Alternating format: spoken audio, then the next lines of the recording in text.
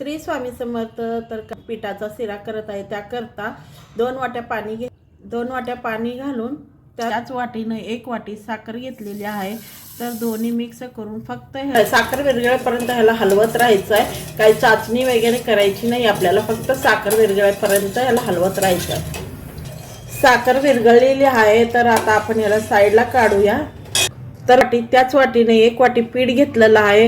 याला फक्त तूप न घालता फक्त भाजून घ्यायचं आहे. थोडंसं हलकंसं भाजून घ्यायचं आहे. फक्त हलकंसं 1-2च मिनटं ह्याला. तर 2 मिनटं पीठ भाजलेलं आहे. तर आता काढून घेऊया. तर ज्या वाटीनं आपण पीठ घेतलं होतं त्याच वाटीनं थोडंसं कम आहे एवढं तूप घ्यायचं आहे. आता थोडा घालून घेते तूप.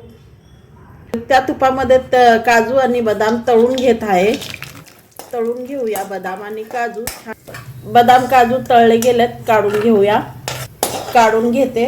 ह्यातच घालून घेऊया तूप.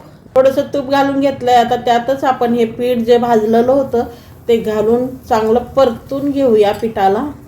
या पिठाला हे चेंज होईपर्यंत आपल्याला गोल्डन लालसर कलर येईपर्यंत आपण ह्याला भाजून घ्यायचं आहे पिठाला तुपामध्ये.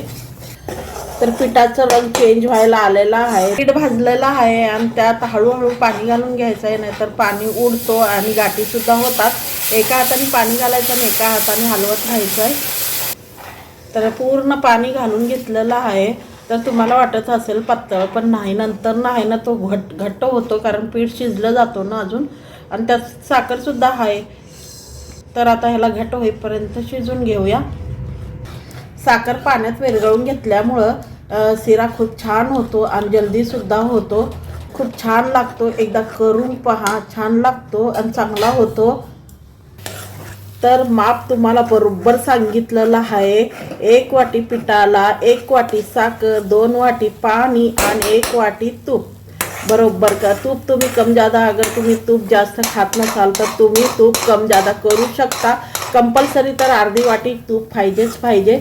आता मी सुद्धा आहे ना 1 वाटीला थोडं कमच घेतले होते तूप. तर हे गाठीसुद्धा झालेले नाहीत आणि पीठ कढईला चिटकलेलं सुद्धा नाही. आता ह्याला तूप सुटेपर्यंत ह्याला परतत राहूया. साईडनं अजून 1-2 चमचा तूप घालून घेऊया. म्हणजे मी तूप थोडं ठेवलं होतं ना साईडला, अर्धी वाटी पण लागलेली. अर्ध्या वाटीत तर बरोबर होतोच होतो तूप. ला दाणेदार होत नाही तोपर्यंत ह्याला हलवतच राहायचं आहे. हे बघा, शिऱ्यानं तूप सोडलेलं आहे. तर आता शिरा तयार आहे. तर ड्रायफ्रूट घालून घेऊया जे आपण तळून ठेवलं होतं ते. तर चला, तर शिरा आपला तयार आहे.